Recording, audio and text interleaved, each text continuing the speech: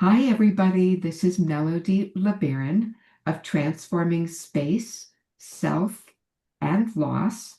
And I'm here with my dear friend Robin Eriksson. And I want to share her with you because we are um, excited. Celebrating. We're celebrating. We're excited to bring you and your attention to a new book that is coming out tomorrow as we're recording this. Um, and it's called The Awakened Feminine. So I'm just going to share with you a little bit about Robin. She's a prairie girl at heart. Robin Eriksson has lived in 5 Canadian cities, with Vancouver being the most recent. Her long career in community radio was an apprenticeship in finding her voice, beginning with years of being utterly petrified to speak into a microphone. After hundreds of on-air hours and interviews, she developed a reputation for being both thoughtful and opinionated. Robin holds a Master's of Education in Art for Social Change. And through the Butterfly House project, her work weaves creativity, ritual, facilitation, and myth to catalyze personal growth and transformation. Empowered as a solar priestess in the lineage of Nicole Christine, she brings devotion to beauty, sovereignty, and embodied truth in her personal and professional life. Robin's chapter of The Awakened Feminine marks a threshold in Robin's ongoing practice of self expression as an invitation to speak more boldly, listen more deeply, and stand more fully in her lived truth. Welcome, Robin. Oh, thanks, Melody. You make me sound like someone I don't know. Oh, heavens, how long have I known you? I know this is all true about you. So I'm curious to know how it felt for you when the authors of the project first reached out and said, "We're doing an Awakened series. We'd like you to write a chapter for the Awakened Feminine." Yeah. Um, so Melanie Van Hawk is the coordinator and one of the authors in the book. And we're friends through a friend and somehow got connected. And I met Melanie over a Zoom call, and she told me about the book, and I said that I would do it, thinking that, with the title Awakened Feminine, I had a few things to say about that. I graduated with an undergraduate degree in women and gender studies. I have a master's degree in process-based art and creativity. I, went through your process. And so I felt like I had sort of a grappling of what this might mean. And I was very surprised when I got into the writing process that I didn't have a clue what I was going to say. That's so So, funny. it was, when I look back on it, it was such a sassy kind of response in the beginning that I that I knew what I was going to talk about, or that I really um,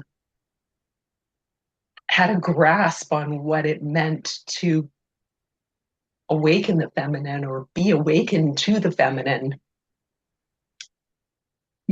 And yet there are ways in which, knowing your life story, it feels to me like there are ways in which your whole entire narrative of your life, the whole entire arc of your life, has been this sweep of uh, meeting and embodying the divine feminine. Oh, oh my goodness. Yes. From looking at it from the outside.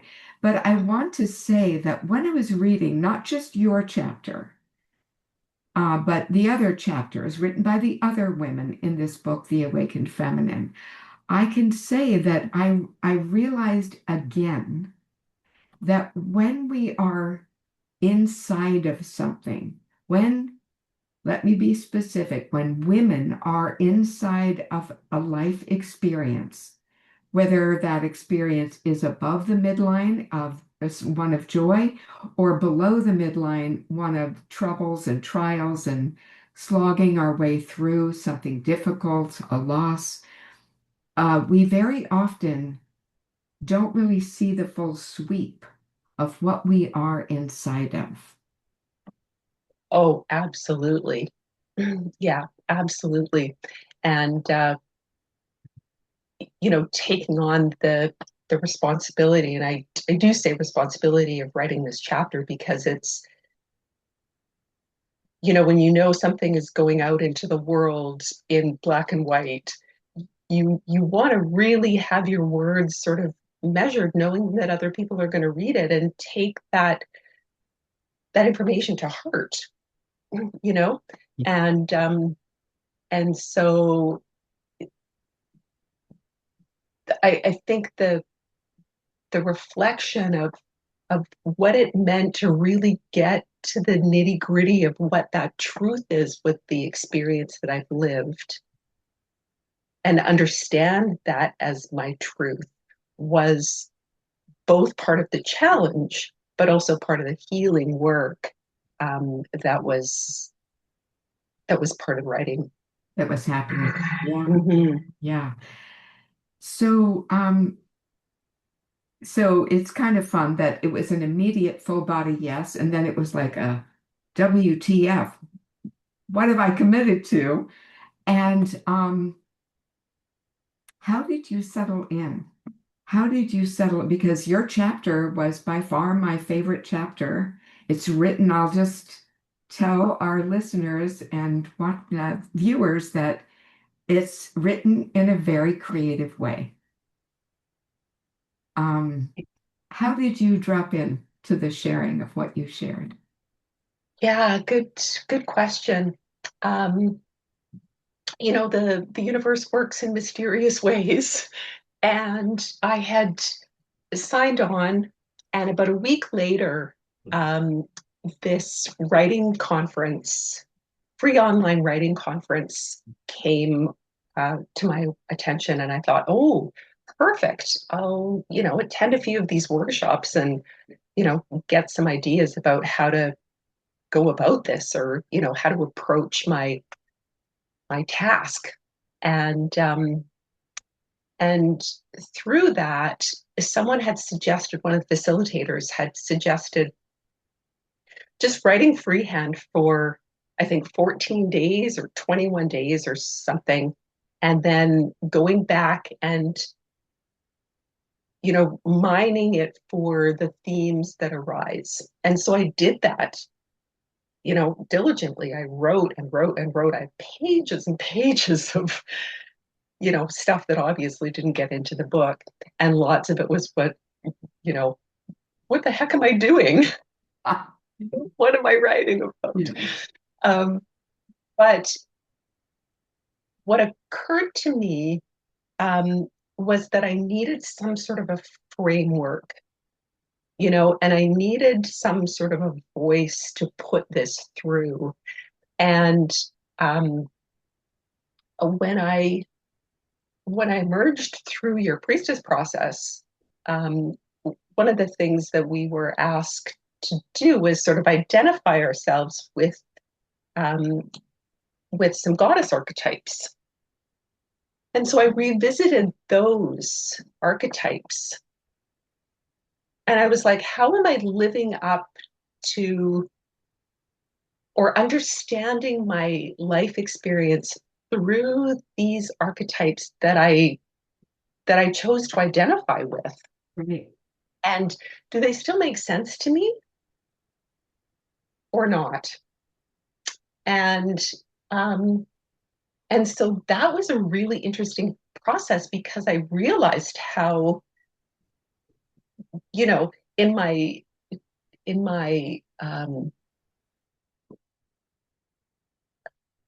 like little awareness that I sort of had about these goddesses, how accurate they are in my reality,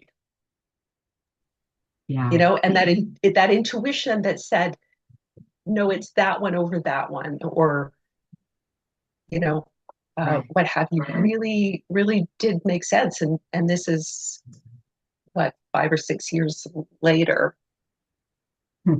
Yeah. in reflection, and so that kind of harkens back to what you were saying at the beginning, right? Where when we're kind of in the middle of the forest and it's hard to see the trees, Hmm. um, and it's not until we actually step back outside of that experience where we go, oh yeah, actually I was trusting what I was going through, and how I was responding to the situation in the moment with what information I had at hand, right? Yeah. Yeah. What if, I'm just thinking this right now, but it occurred to me also as I was reading your chapter and a few of the other chapters, what if, as women, we could trust that something sacred within us is guiding our life, and that at some point in the future, whether our choices brought, um, easy, comfortable results or not, what if we could trust that we would, at some point in the future, understand and believe and know that everything was working together for our good? And that, my dear, is the feeling, the body sense I had when I was reading your chapter. That I remember in a writing class I was in many years ago, as I was in the middle of a very painful marriage and experience. I wrote about this one part of it and showed up not intending to share, but did share. And the other men and women in the class went like, like silent. And there were, when it was time for feedback, there was no one offering feedback. And the teacher stepped in, herself a writer, and she said, Melody, I think you have two voices in this piece. It's very strong, it's very powerful. You're talking about something very painful. And I think there are two voices here. And I thought, there are?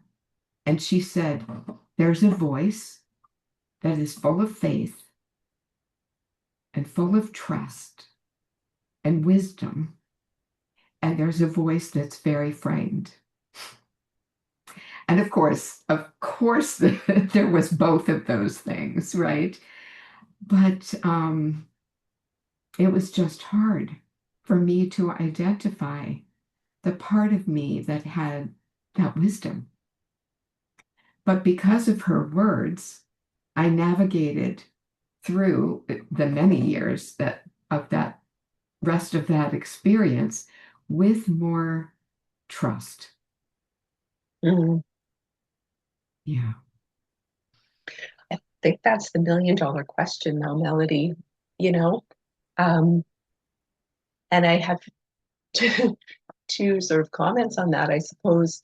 Um, One of my chapter is either called, or there's a refrain that kind of reiterates throughout it. I am not it. I am all of it. And that actually stems from a performance art piece that I did back in my undergrad, um, for an art class.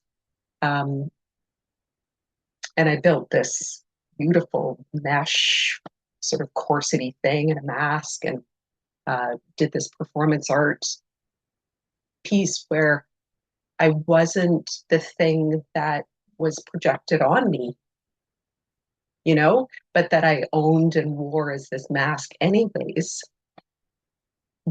And even though I'm not that, I am that, like we are all of the things. And that piece of faith, I think, and that piece of trusting and trustworthiness of ourselves is is always in flux. We don't just get to trust. We don't just get to have faith without blindness. you know it's called a leap of faith because we don't know what's on the other side of it. And if we knew what was on the other side of it, would it be faith? Yeah. Right. And so I think that it's this it's this really tightropey walk we're that we're asked to sort of dance with or dance on. And that's the trick. That's the challenge, right? Is to be able to navigate that fear of the unknown. And I guess that's where all this mindfulness and you know ideas about meditation and being in the moment and really being present in and of ourselves, because that's the thing that allows us not to get bogged down with the past or not to get bogged down with what will happen in the future. But it's like, you know, how do I choose and trust what's happening in the moment right at this point in time so that I'm making the best decision that I can. Yeah. Yeah.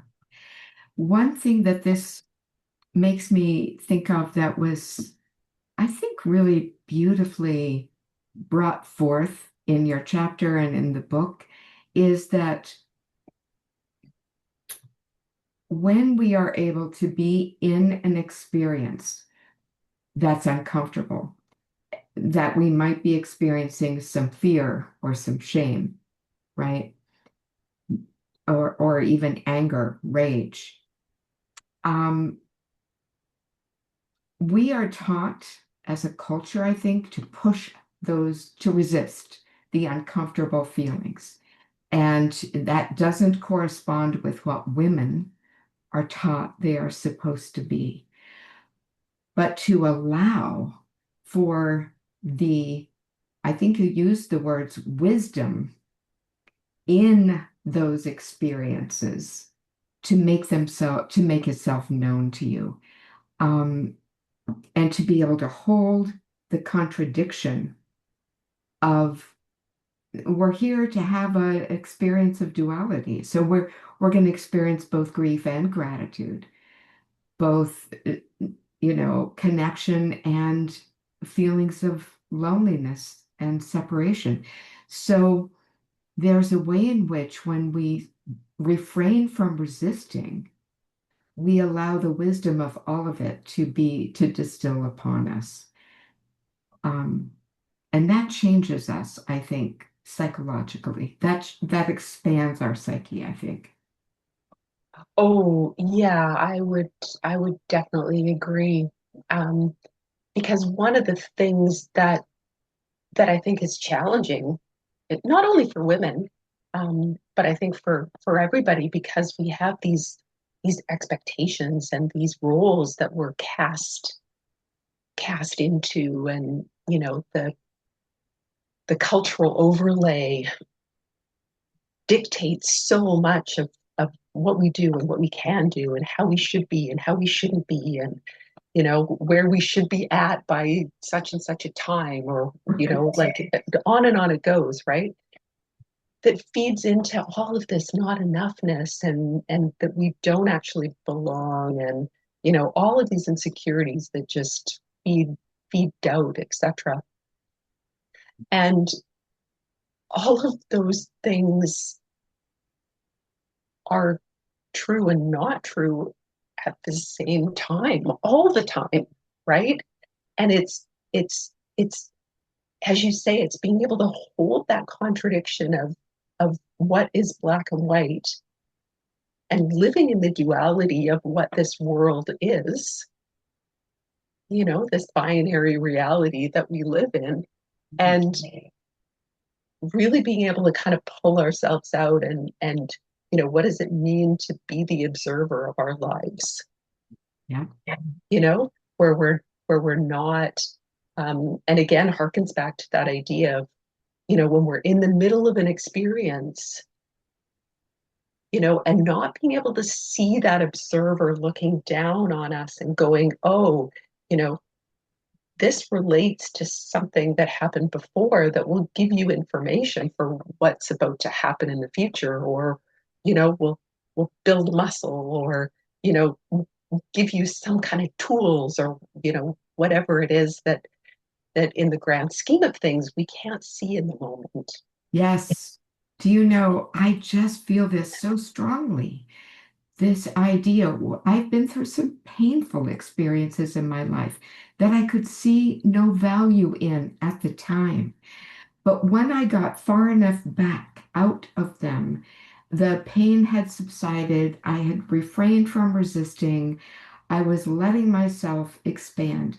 And I recognized, oh, in these ways, in these relationships, I was participating in the collective harm that is done to women under a patriarchal system.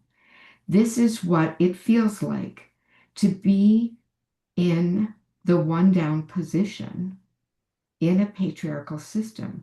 And me going through that, feeling the depths of it, and then freeing myself from it helps not just me move out of patriarchal one up, one down relationships, but helps the collective shift out of patriarchy and into partnership. And I began to see that my tiny little life has left its own medicine in the collective because of that participation. Now, that is not something I could have seen or known while I was going through it. No, it feels so personal, right? Yes, yes. Yeah.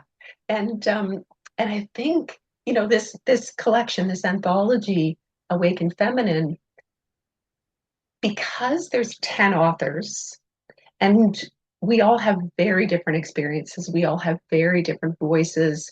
The book is written in different voices because we're all individual. But there is this thread that runs through it, that really speaks to how resilience and intuition and struggle, regardless of who you are and what that particularity looks like, is this common experience, you know? And I know from the few friends who I asked to sort of pre-read my chapter just to, make sure that what I was handing in made sense, really. And there was this there was this resounding uh, sort of resonance, I suppose, of I understand that in my own body, not necessarily as a mental exercise, right?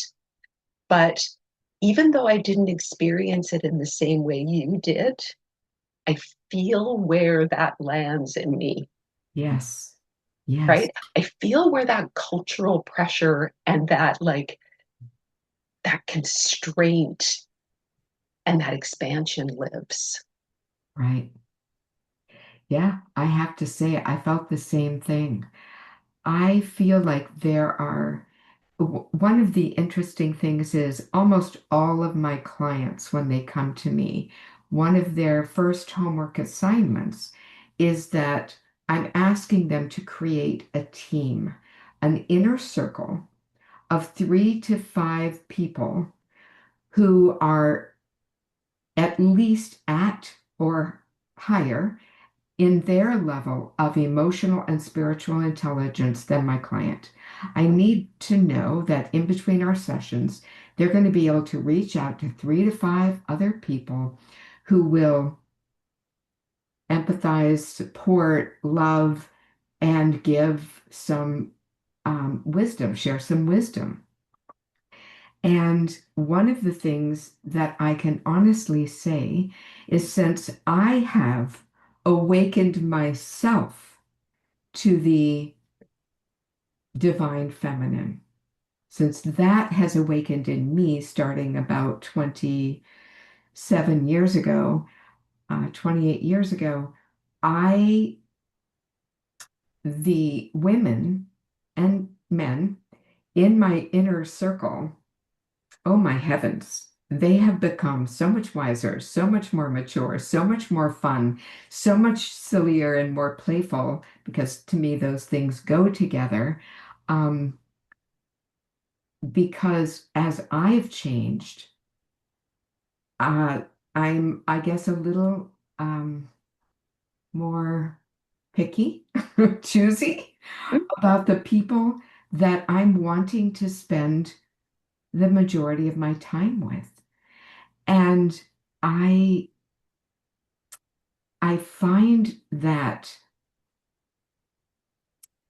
I can mark, as I look back in my life, I can mark my own maturity by who was in my innermost circle and reflecting on that maturity level and just recognizing that the wiser we are, the more spacious we are, the less judgmental we are, and the more capable we are of both tears and laughter and the ease of flowing between those and what that looks like. Yeah. Yeah, it's the word becoming, I guess, is the the the sticky word for me. And it's this becoming comfortable in our own skin, right? And and again, thinking back to the comments about contradiction and being able to hold those contradictions of ourselves, you know, and all the good that we find about ourselves, but also all the shadowy, shitty bits that live there too, Right. Right. you know, Yeah. and that being able to really hold that wholeness together Yeah. as a complete package is the ongoing challenge, I would say. The ongoing challenge. Yeah. Yeah. But I think that's the piece that wisdom gives us, right? Is that um, we can look back and think about all the bad decisions that we've made, or oh, I should have, would have, could have done it differently, or what have you, and really offer ourselves some compassion about having made the best choice at the moment with the information that we had, because we're smarter now, we have more life experience, we wouldn't make those same choices necessarily, right? And that's the perspective that we get. Yeah. And that, I think, when I was thinking about the awakened feminine and being so cocky about it and thinking that I had something to say, was not not recognizing. And I think this is also why my chapter sort of developed in the way that it did was because to me, it's not a linear process, right? There's not a beginning and an end to how we awaken or that we awaken or that all of a sudden we've reached this destination point of hallelujah. Right. It really is trusting that the moon is dark and the moon is full, and there are a bunch of different stages in the meantime that change from month to month, from day to day, and even those phases change. Sometimes there's cloud cover, sometimes it's bright and starry. Like Yes. it's it's this super fluid process, Right. right? And so my chapter, is written in this very non-linear, vignette kind of way, because the awakening isn't isn't from here to there to me, and then it ends. It's like, oh, we're back around again with new information. Yeah. Yeah. Yeah. For me, that made it more real. I felt um, there was more of an embodied wisdom that was landing. Um, and what I particularly want to point out is I think this is a guidebook for our times. It's not, um, I don't know about you, Robin, but definitely for me, when I was a teen girl, when I was coming up in my 20s, there were specific goalposts that I was expected to meet. And there was a lot of um, expectation of my family and my community. And I bought into those. And so for me, sort of progress was this linear destination type of thing that you were talking about. And I've had to let that go. That kind of thinking, or even I would say goal setting, isn't as aligned in my perspective for our times. I I have strong intention. I know how to work with my consciousness. I know how to set strong intention. But for me, just like you described in your priestess process, when we came to the point where each woman chooses some aspect of the divine feminine with which to align, and we often don't really understand why we're making a specific choice. And I tell the women, it often will feel like that archetype is choosing you as much as you are choosing it. It's something with which our consciousness already feels familiar. And and for me, this this way you describe so beautifully in your vignettes um, is a way that gives us the capacity for expansion as we travel and as we move and as we're faced with certain things in our culture that,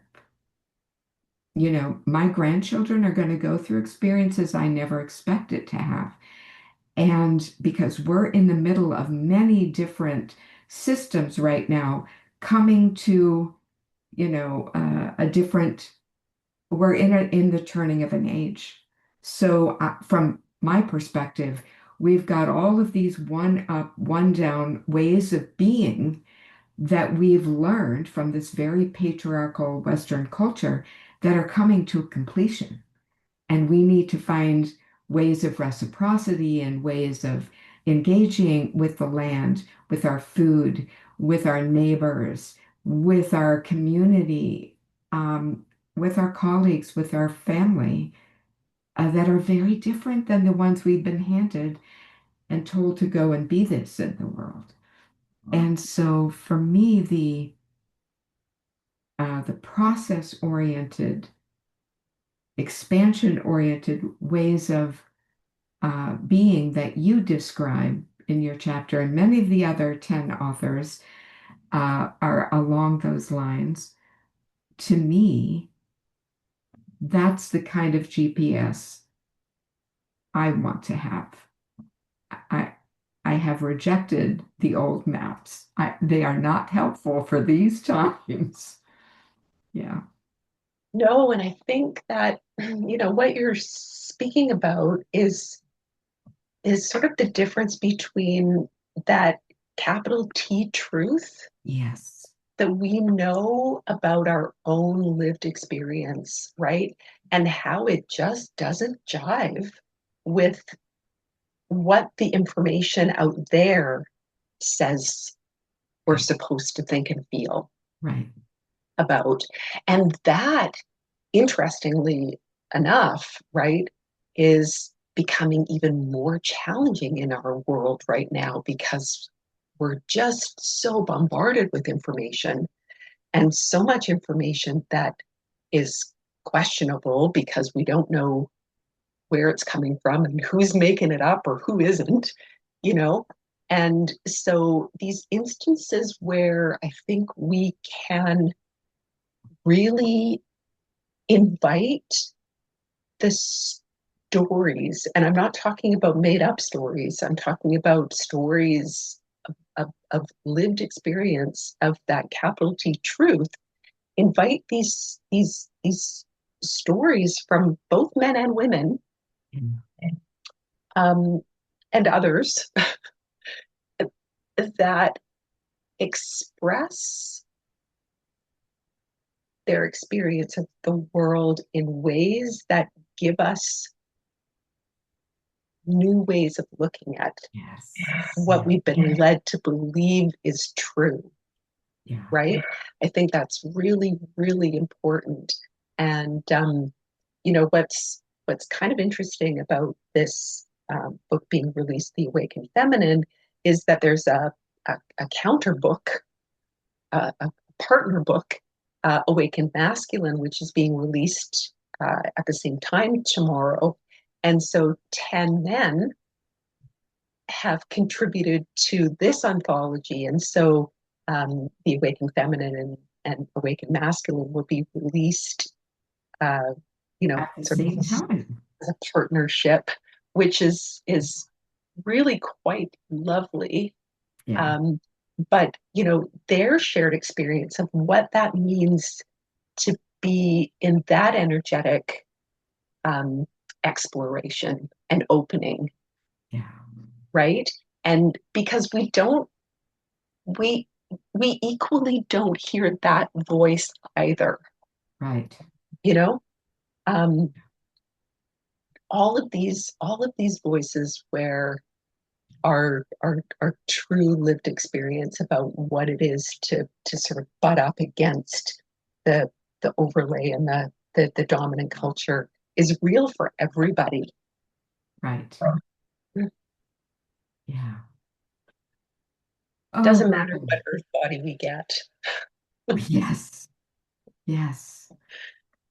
Well, I always feel uplifted when I feel like I'm sitting with someone who is holding an expansive viewpoint and who is not just looking at what's happening now through the lens of, oh dear. Oh, But sometimes I have those moments too, Melody. Don't oh, worry.